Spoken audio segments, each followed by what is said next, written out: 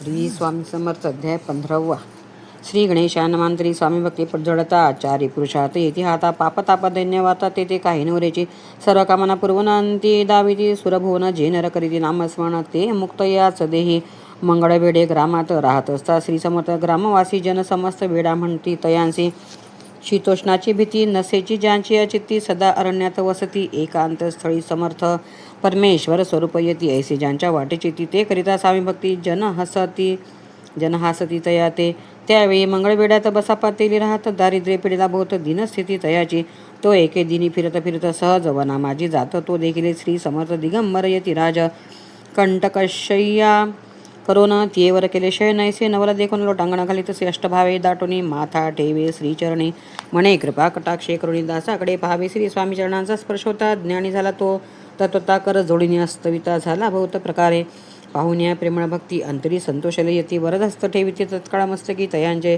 बासापाचे श्रीचरणी मन जडले ते पासोनी राहू लागला निषेधिनी स्वामी सनिधानंदे मग बसापाची कांता ऐकोनी ऐशी वार्ता करीत असे कांता म्हणे घर बुडाले बसाप्पा येता गृहासी दुष्टोत्तरे बोले त्यासी म्हणे सोडिले संसारासी वेळ काय लागले परी बसापाचे चित्त स्वामीचरणी आसक्त जनापवादा न भीत नसे चाळ कोणाची एका दिवशी अरण्यात बसाप्पा स्वामी सेवा करीत तव झाली असे रात घोर तम दाटले चित्त जडले श्रीचरणी भीती नसे काही मनी दोन प्रहर होता रजनी समर्थ उठवणी चालले पुढे जाता समर्थ बसाप्पा मागे चालत प्रवेशले घोर अरण्यात क्रूर श्वापदे ओरडती परी बसापाची चित्ती न वाटे काही भीती स्वामी चरणी जडली वृत्ती देहभान नसेची तो समर्थी केले नवल प्रकट झाले असंख्य व्याल भूभाग व्यापिला सकळ ते जगनी समान पादस्पर्श सर्पा झाला बसाप्पा भानावर याला अपरिमित देखिला सर्पसमूह चोहीकडे वृक्षशाखा अवलोकित तो सर्पमय दिसत मागे पुढे पाहत तो दिसत सर्पमय पाहुनिया ऐशी परी भयभीत झाला अंतरी तो तयांसी मधुरोत्तरी समर्थ काय बोलले भिवू नको या समयी जितके पाहिजे तितके घे न करी अनुमान काही दैव तुझे उदेले ऐसे बोलता समर्थ बसापा भय सोडणी त्वरित करी घेऊनी अंगवस्त्र टाकीत एका सर्पावरी गुंडाळवणी सर्पा त्वरित सत्वर उचलून घेत तव सर्प झाले गुप्त तेजही नष्ट झाले तेथून या परतले सत्वर ग्रामा माझे आले बसाप्पा सहित बसले समर्थ एका देवळी तेथे आपले अंगवस्त्र बसाप्पा सोडून पाहत तव त्यात सुवर्ण दिसत सर्प गुप्त झाला ऐसे नवल देखोनी चकित झाला अंतःकरणी माथा ठेवी स्वामीचरणी प्रेमाश्रू नयनी वाहती त्यासी बोलती यतीश्वर घरी जावे त्वा सत्वर सुखे करावा संसार दारा पुत्रा पोशिजे असो तो बसाप्पा भक्त संसार सुख उपभोगित रात्र दिन श्री स्वामी समर्थ मंत्र जपे अत्यादरे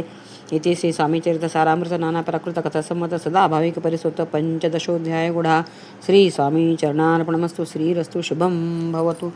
श्री स्वामी समर्थ महाराज की जय. श्री स्वामी समर्थ अध्याय 16वा.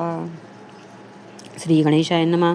भक्त जनतारणार्थ यतिरूपे श्रीदत्त भुवरी प्रकट होता कल्लकोटी वास केला जे जे झाले त्यांचे भक्त त्यात श्रेष्ठ स्वामी सुत ऐकता त्यांचे चरित्र महादोष जातील प्रसिद्ध मुंबई शहरात हरिभाऊ नामे विख्यात आनंदी होते नांदत निर्वाह करीत नौकरीने कोकणाप्रती राजापूर तालुक्यात इटिया गाव सुंदर हरिभाऊ तेथील राहणारा जात मराठे तयांची ते एक होतं त्या गावाचे होते संपन्न पूर्वीचे त्याच गावी तयांचे माता बंधू राहती मुंबईत तयाचे मित्र ब्राह्मण उपनाव पंडित ते करिता व्यापार त्यात तोटा आला तयांसी एके समयी पंडितांनी स्वामी कीर्ती ऐकली कानी तेव्हा भाव धरोनी मनी नवस केला स्वामी ते जरी 8 दिवसात मी होईन कर्जमुक्त तरी दर्शनात त्वरित अक्कलकोटी येईन हरिभाऊ आणि तयांचे मित्र अफूचा व्यापार करिता त्यात आपणा नुकसान सत्य येईल असे वाटते त्यांनी काढली एक युक्ती बोलावणी पंडितांप्रती सर्व वर्तमान त्या सांगती म्हणती काय करावे हे नुकसान भरावे असे द्रव्य नाही आम्हापाशी फिर्याद होता अभ्रुसी बट्टाला गेला मुचा तेव्हा पंडित बोलले मलाही कर्ज काही झाले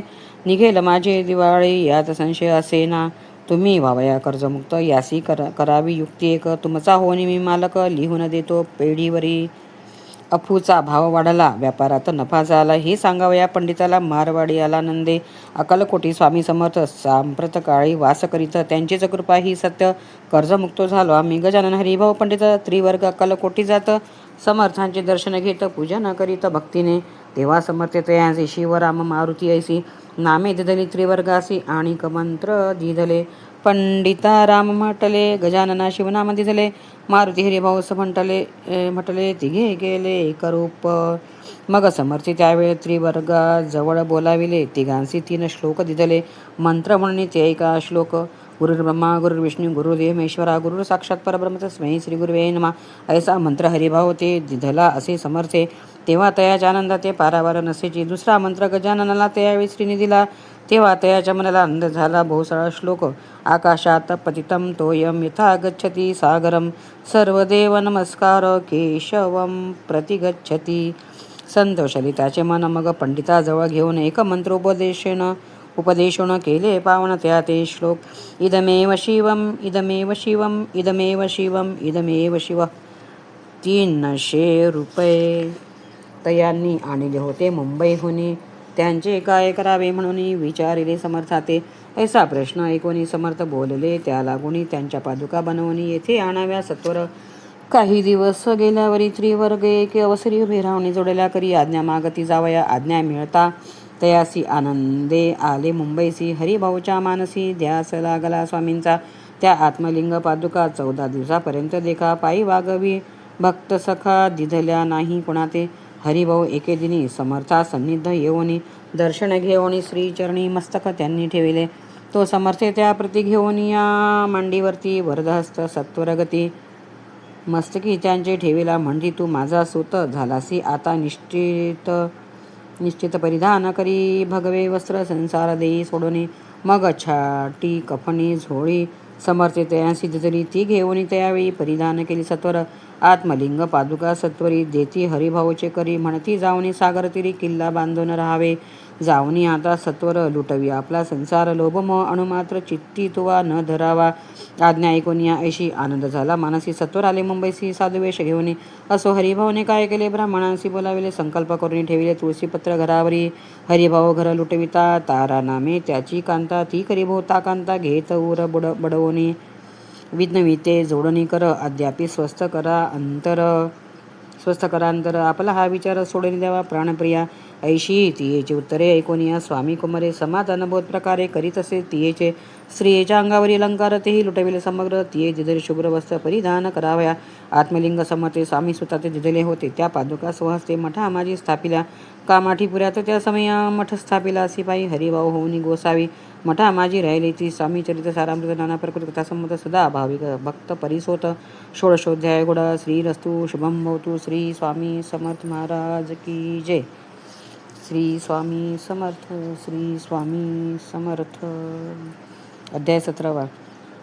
श्री गणेशाय नमः. मागील अध्यायी कथा सुंदर प्रख्यात. जे मुंबई शहर तेथे येऊन स्वामी कुमार मठ स्थापित समर्थांचा स्वामी नामाचे भजन, त्यांच्या चरित्राचे कीर्तन, त्याहून व्यवसायान्य स्वामी सुत नेणती.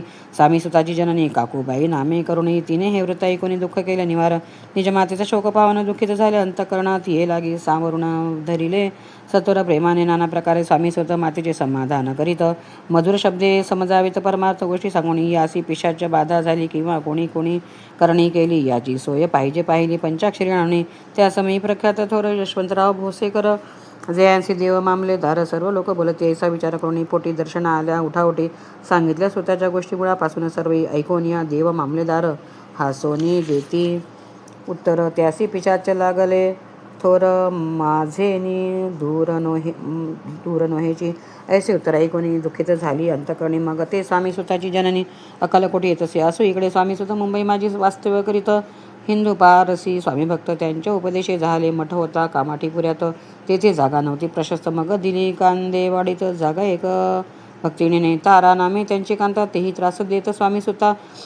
परितयांच्या चित्ता दुःख खेद नसेची. प्रथम मुंबई शहरात शके 1792 फाल्गुन कृष्ण त्रयोदशीस स्वामी जयंती केलीसे. कोणे एके समयासी नगर कर नाना जोशी सहज आले मुंबईसी. त्यांनी ऐकेले वर्तमान पाहुणी स्वामी सुताप्रती आनंदले. नाना चित्ती प्रेमानंदी चरणवंदिती स्तवन करीती तयांचे. स्वामी सुते तयासी लाविले स्वामी भक्तीशी धन्य झाले. नाना जोशी रंगले भजनी समर्थांच्या पुढे. जोशी बुवांनी स्वामींची पत्रिका करून ती अर्पावया श्रीचरणी अक्कलकोटी पातले. पत्रिका श्रीचरणी अर्पिली. स्वामी मूर्ती आनंदली. समर्थी त्यांची आज्ञा केली नगारा वाजवा. म्हणून नगारा वाजविता जोशी हसू आले समर्थांशी. पाहुनिया स्वभक्तासी परमानंद झाला. असो अक्कलकोट नगरात शके 1793 प्रथम स्वामी जयंती करीत स्वामी सुत आनंदे. छेली खेडे ग्रामात प्रथम स्वामी प्रगट होत. विजयसिंग नामे भक्त गोट्या खेळत त्यासवे स्वामी सुत दिवसेंदिवस. स्वामी भक्ती करी विशेष जन लाविले भक्तजनास. कीर्ती ध्वज उभारिला मना माझी धरुणी कामना. कोणी येतांची दर्शना त्यांसी समर्थ करी आज्ञा सुताकडे जावायची. स्वामी सुते त्याप्रती मनातील खुण सांगते ऐकून जन चकित होती. वर्णिती ख्याती सुताची. एकदा सहज स्वामी सुत अक्कलकोटी दर्शन येत तेव्हा समर्थ राजवाड्यात राहिले होते आनंदे. स्वामी दर्शन घेतल्या विना तोन सेवी उदाकान्न ऐसे दिवस झाले तिनं निराहार राहिला. मग वाड्यासमोर जाऊन आरंभिले प्रेमळ भजन. जे करुण रसे भरले पूर्ण ऐकिले आतून राणीने.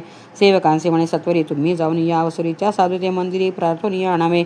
पाहुनिया समर्थांसी उल्हास सुताचे मानसी गधावूनिया वेगेसी मिठी चरणी घातली.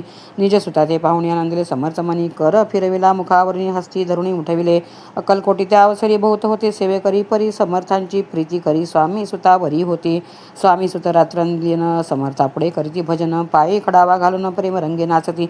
एके दिवशी समर्थ बैसले असता आनंदात स्वामी सुत भजन करीत पायी खडावा घालून एकांत समय साधूनी समर्थ सांगती त्या कानी. आम्ही जातो निज धामी वारसापुढे चालवावा. स्वामी वचन ऐकोनी स्वामी सुत निशब्द होई. कल्पनान साहित्यासी स्वामी विण कैसे जीवन. वारंवार विनवी स्वामींसी ऐसे न करावे काही. मी अजानले करू तू माझी आई. स्वामी धरिती हृदयाशी म्हणती आम्ही तव हृदयी. वास करू निष्ठई चिंता न काही करावी. असो मग स्वामी सुत ते स्थळ सोडून त्वरित नगराबाहेर येत मार्ग धरीत मुंबईचा. स्वामी वचनी दुखावला अंतरी बहु खिन्न झाला. परतोनी नाही आला जन्मवरी अक्कलकोटी. त्या दुःखे उत्तरोत्तर क्षीण झाला स्वामी सुत. दुःख करी दिवस रात्र चैन नसे क्षणभरी. तोची रोग लागला शेवटी आजारी पडला. असा समाचार समजला अक्कलकोटी समर्थाते. स्वामी सुताची जननी राहत असे त्या स्थानी तिने हे वर्तमान ऐकोनी विनवित समर्थाते. मग समर्थी त्या अवसरी मुंबईस पाठवले सेवेकरी. म्हणती सुताते सत्वरी मज सन्निध आणावे. परिसुत त्या सांगाती आला नाही अक्कलकोटी. अपमान दुःख त्याचे पोटी रात्रंदिन सरत असे. मग सांगती समर्थ त्यासी घालून पेटीत घेऊन त्याचे त्वरित कोणीतरी जाऊन. तथापि स्वामी सुत पाही अक्कलकोटी आला नाही. दिवसेंदिवस देही क्षीण होत चालला. शेवटी बोलले समर्थ आता जरी नये सत्य तरी तोप भरवणे. यथार्थ ठेविली तू ढविकी. याचा अर्थ स्पष्ट होता तो समजला स्वामी सुता. परी तो न आला अक्कलकोटा. जीवित परवा न केली. आजार वाढाला विशेष श्रावण शुद्ध प्रतिपदेस. केला असे कैलासवास सर्व लोक हळहती. अक्कलकोटी त्या दिवशी समर्थ करीती विचित्र करणी. बैसले स्नान करुणी परी गंध न लाविती. भोजनाते न उठती. धरणीवरी अंग टाकीती. कोणासंगे न बोलती. रुदन करीती क्षणोक्षणी. इतक्या माझी सत्वर मुंबईहून आली तार. श्रुत झाला समाचार स्वामी सुत गत झाला. मग काकूबाईने सत्वर जवळी केले मुंबापूर. तेथे समजला समाचार परत्र पावला आत्मज. निज पुत्र मरणवार्ता ऐकोनी करीती आकांता. तो दुःखद समय बनता दुःख अंतरी होतसे. असो मग काकूबाई अक्कलकोटी लवलाही. परतोनी आल्या पाही बोलल्या काय समर्थाते. सुत आपला भक्त असून अकाली पावला का मरण. मग स्मरती जे हे चरण त्यांचे तारण होय कैसे. समर्थ बोलले तियेसी उल्लंघिले आमुच्या आज्ञेसी. संधी सापडली काळासी ओढुनी बळेची. मग नेला धन्य धन्य स्वामी कुमार उतरला. भवोदधी दुस्तर ख्याती झाली सर्वत्र. कीर्ती अमर राहिली. इति श्री स्वामी चरित्र सारामृत नाना प्रकृत कथा संमत. भाविक भक्त परिसोत सप्तशोध्याय गोडहा. श्री भगवत चरणार्पणमस्तु. श्रीरस्तु शुभम भवतु. श्री स्वामी समर्थ महाराज की जय.